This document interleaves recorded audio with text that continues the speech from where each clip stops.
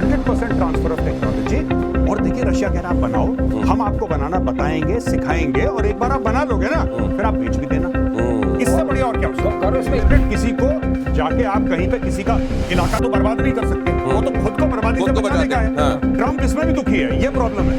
500 को लेकर रूस का भारत को बड़ा ऑफर। अगली खबर फ्लैश कीजिए, भारत में ही बनाने और तकनीक ट्रांसफर का ऑफर। डील में भारत को सिस्टम दूसरे देशों को बेचने की भी इजाजत मिलेगी। लीजिए, वाह, ये होता है।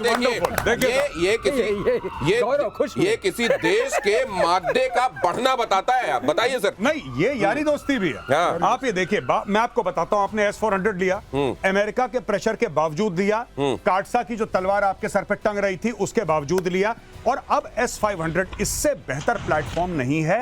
और रशिया ये कह रहा है कि आप खरीदिए। रशिया ने यही ऑफर आपको Su-57 के लिए भी दिया था, सेम 100% ट्रांसफर ऑफ टेक्नोलॉजी। और देखिए रशिया कह रहा है आप बनाओ, हम आपको बनाना बताएंगे, सिखाएंगे, और एक बार आप बना लोगे ना फिर आप बेच भी देना। इससे बढ़िया और क्या हो सकता है? गौरव, इसमें एक छोटी सी बात है जी। वो चूंकि ये डिफेंसिव सिस्टम है जी, एयर डिफेंस का सिस्टम है, इसलिए पिछली बार S-400 पे हमें इसको कंसीडर करके काटसा नहीं लगाया था। काटसा नहीं लगाया। तो अब ये भी एयर डिफेंस सिस्टम है, तो शायद इसकी खास बात ये रहेगी कि स्टेल्थ एयरक्राफ्ट को भी पकड़ सकता है। पर सर एक बात है कि ट्रंप जो है, ट्रंप इससे भी दुखी है। While this is air defense, while this is air defense, and only हमें बचाने का तो साधन दो। नहीं, S-400, S-500 किसी को जाके आप कहीं पे किसी का इलाका तो बर्बाद नहीं कर सकते, वो तो खुद को बर्बादी से बचाने का है। ट्रंप इसमें भी दुखी है, ये प्रॉब्लम है। और दूसरा ये है कि हिंदुस्तान ने S-400 को जो ऑपरेशन सिंदूर में एकदम प्रूव कर दिया है, that is an excellent system and particularly when integrated with Akashdeep. Absolutely great, we are the best air defence system today. और दूसरी तरफ हमारी ब्रह्मोस ने भी जो नाम ऊंचा किया है, रशिया की भी नाम ऊंचा किया है। तो ये कमाल की बात है कि न सिर्फ आपको ये टेक्निक के संदर्भ में टेक्निक मिलेगी, बल्कि आप बनाइए और दूसरे अपने मित्रों को बेचिए। ये आपके एक मित्र की तरफ से बड़ा एश्योरेंस, और साथ में आपके बढ़ते कद का परिचायक भी। और इस बीच अगली खबर यह कि ईरान से S-400 परीक्षण की खबर है। इस्फहान के पास S-400 का ऑपरेशनल टेस्ट हुआ है। S-400 की तैनाती से अब ईरानी स्पेस में घुसना आसान नहीं होगा। ईरान के पास S-400 ईरान को मदद करेगा रशिया, ये बात तो रशिया ने कही थी।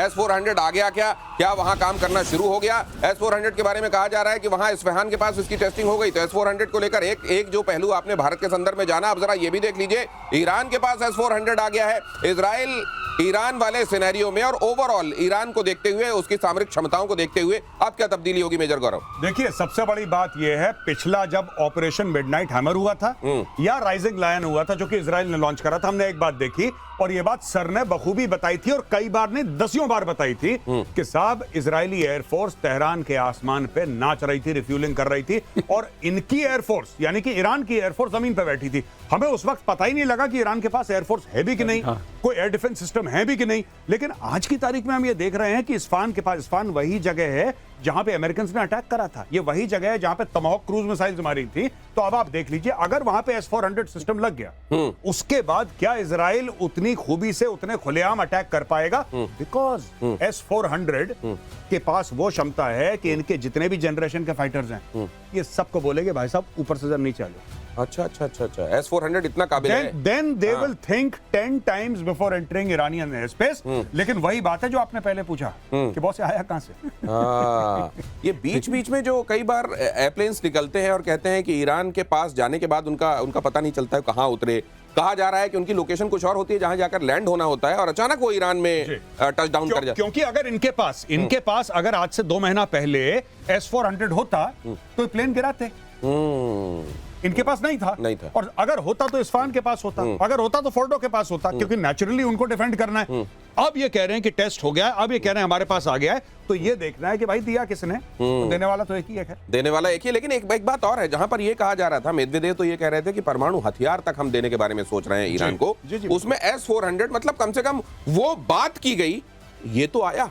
लेकिन आया कैसे? सबसे बड़ा सवाल है कि ये समुद्र के रास्ते से आया, ये जहाज के रास्ते से आया, ये पहुंच गया। आपको क्या लग रहा है कैसे आया? छोटा मोटा चीज तो है नहीं, ठीक है, पहुंच गया। इंटरसेप्टर मिसाइल्स भी गई, ऊंट की चोरी है, झुक के नहीं होती। हाँ, लेकिन एक बात मुझे समझ में आ रही है, एक तकलीफ होगी ईरान को गौरव, इनके पास आकाश तीर और IACCS नहीं है। तो इसको मैंने उड़ा लूप का जो जिक्र एक बार हम लोग करते थे, इंटीग्रेटेड सिस्टम हाँ, सो नेट सेंट्रिसिटी नहीं होने से एक आइसोलेटेड फॉर्म से, लेकिन ये क्या करेगा, एरिया डिफेंस बड़ा अच्छा करेगा। हाँ। ये जो फोर्दो है, इस्फहान है, नतांज है, इनके बीच में खड़ा होकर के उनको ये बड़ी ताकत से रोकेगा।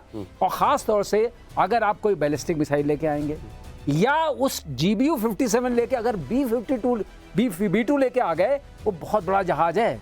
ये Actually S-400 की बात हो रही है, और S-400 अगर हम इस्तेमाल करते हैं, अभी आकाश नहीं जरा है, ये आकाश के बारे में अभी हम बात नहीं कर रहे हैं। आकाश और आकाश तीर तो भारत के संदर्भ में, S-400 अगर ईरान में तैनात हो जाता है, देखिए ये बात यहां पर एक्सपर्ट्स ने बताई, ठीक है S-400 चला गया, एक पर्टिकुलर एरिया को वो सुरक्षा दे देगा, लेकिन किस तरह का थ्रेट आ रहा है, उसके लिए क्या वाकई S-400 की जरूरत है, किस तरह की जरूरत है, कब जरूरत है, ये वाली जो नेटवर्किंग के जरिए ये जो होता है ना, ये वहां पर नेटवर्किंग नहीं है। ये जो एयर मार्शल श्रीवास्तव अक्सर कहते हैं कि हमने आकाश पर कितनी मेहनत की थी, आकाश तीर जब बना, ये integrated command and control system जो बनाया गया, उसी के जरिए भारत ये समझ पाता है किस डायरेक्शन से थ्रेट आ रही है, कितनी स्पीड से आ रही है, उसके लिए भारत को कौन सा अपना शस्त्र तैनात करना चाहिए। ये सब ईरान नहीं कर पाएगा, लेकिन हाँ, पहले जैसे एकदम ही कुछ नहीं था, उसके आकाश में कोई सुरक्षा नाम की चीज नहीं थी, उसके मुकाबले अब उसकी स्थिति बेहतर हो जाएगी। अगली खबर देखिए जरा, भारत और यूएई के बीच एक बहुत बड़ी डिफेंस डील, दोनों देशों का सैन्य प्रशिक्षण बढ़ाने पर जोर।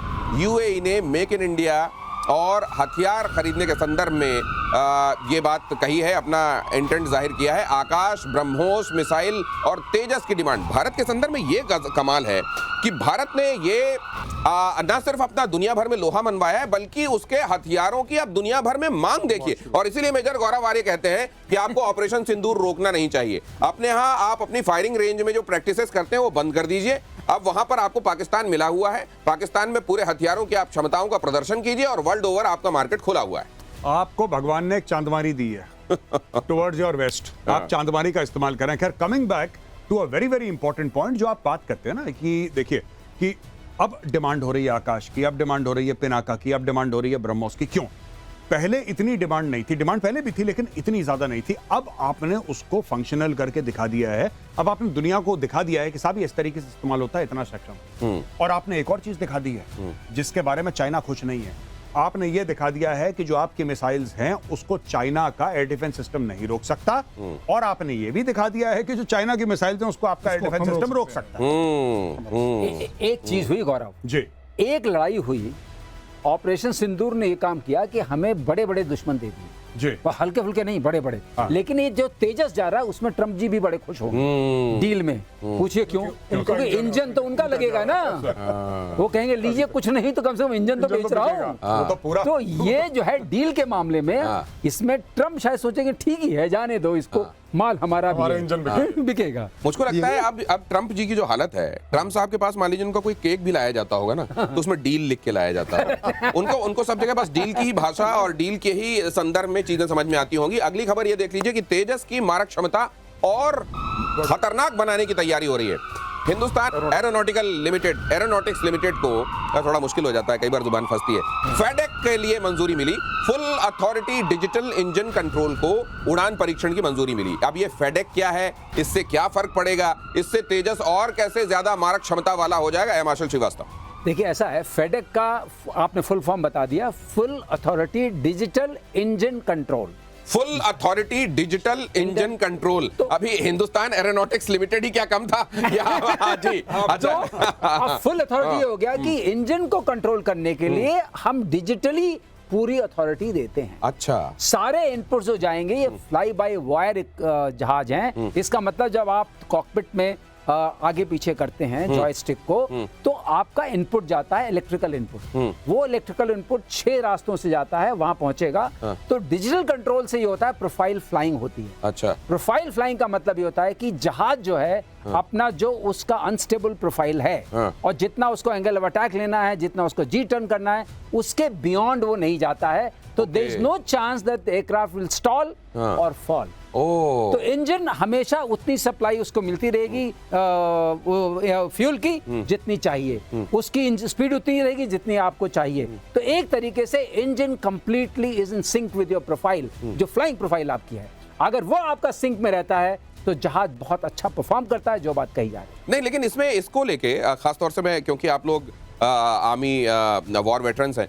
मैं एक बात जानना चाहता हूं जेटली सर, कई बार ये भी कहा जाता है यार ये बहुत ज्यादा ऑटोमेटिक बना देने से ना समस्याएं होती हैं। कई लोग इसके पक्ष में होते हैं कि कुछ चीजें ऐसी होनी चाहिए जो मैनुअल हो। ये क्या ज्यादा ऑटोमेटिक होना ये वाकई अच्छा है, या ये एक रेजिस्टेंस होता है जो ओल्ड स्कूल वालों में होता है लेकिन धीरे धीरे वो अडॉप्ट कर लेते हैं? मेरे ख्याल से ये एक नेचुरल थिंग है। चेंज जो होता है हमेशा लोग रेजिस्ट करते हैं उसको। ये digital technology is very good, there is nothing wrong in it, it's perfectly fine. So but the only thing is in digital also you should have a standby. उसका भी स्टैंड बाय होना चाहिए। अगर कहीं पर fail हो तो yes ये आ जाएगी उसके सामने। तो उस चीज का अगर ध्यान रखा जाए तो वी कैन। बहुत सही बात कही इन्होंने, बहुत सही बात की। इसीलिए दो होते हैं। इसका अब दूसरा नाम कहा जाता है full authority dual engine control. अच्छा, पैडेक का ये भी है? हाँ, अच्छा, डिजिटल इंजन कंट्रोल भी है, डुअल इंजन कंट्रोल भी है। इंजन कंट्रोल भी है, दो चाहिए। मैं इसका सरलीकरण करिए ना प्लीज। हाँ, देखिए साहब, बड़ी जैसे कि जीपीएस होता है, आप जीपीएस में मैप होता है और वो आपको रास्ता बताता है। लेकिन आर्मी में जीपीएस तो देते हैं, लेकिन आर्मी में ये भी सिखाते हैं कि पेपर का मैप से और आसमान के तारे देख के आप रास्ता कैसे ढूंढेंगे अगर जीपीएस काम ना करे। स्टार नेविगेशन होता है, लैंडमार्क इंडिकेशन, सब कुछ चीजें फौज में बताई जाती हैं। आपका जीपीएस काम नहीं कर रहा, आउट हो गया। अब आप जंगल के बीच में हैं, 100 किलोमीटर तक कुछ नहीं है, आप कैसे रास्ता ढूंढेंगे? तो दोनों कैपेबिलिटी होनी चाहिए। तो ये दो चीज नेवी में भी होती है।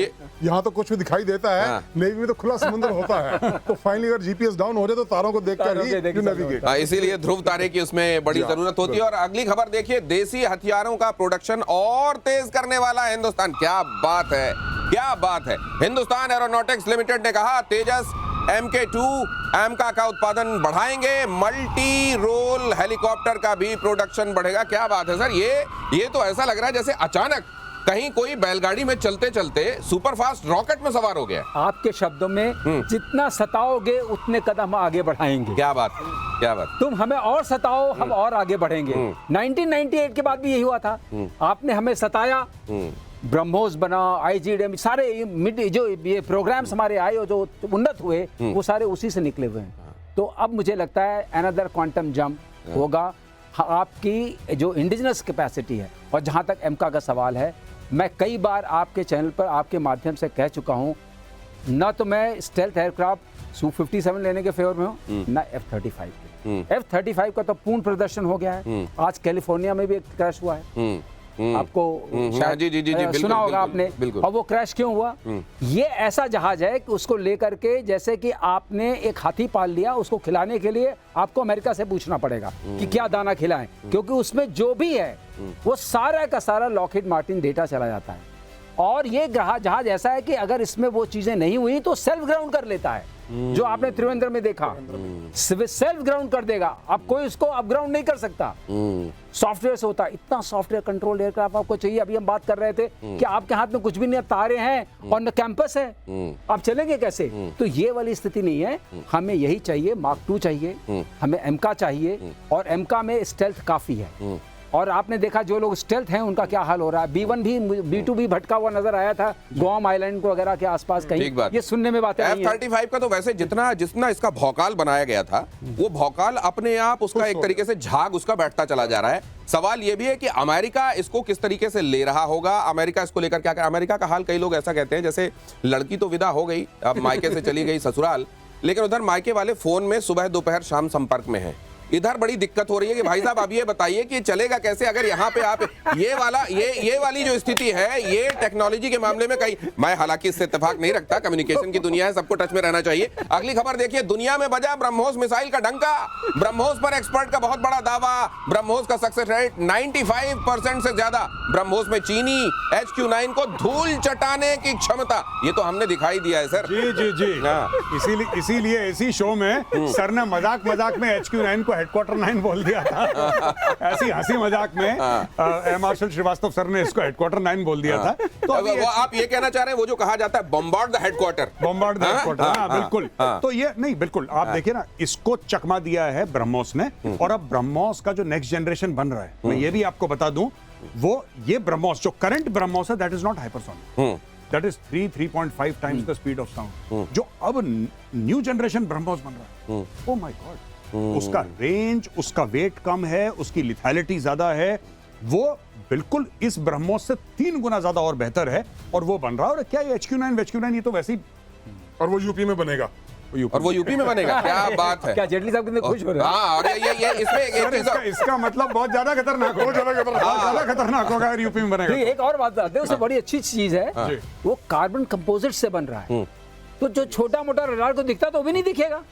अब तो हो गया स्टेल्थ। हमारा ये सब स्टेल्थ बड़ा काम आएगा। ऐसा स्टेल्थ चाहिए हमें कि जाइए और मारिए।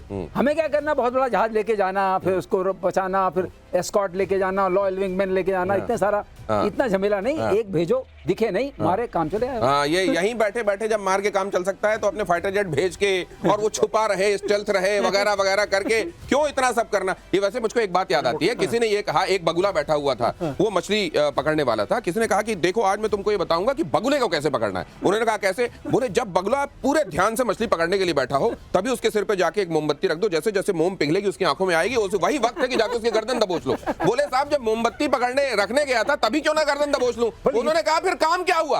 अगर तुमने एक ही बार में गर्दन दबोच ली तो काम क्या हुआ?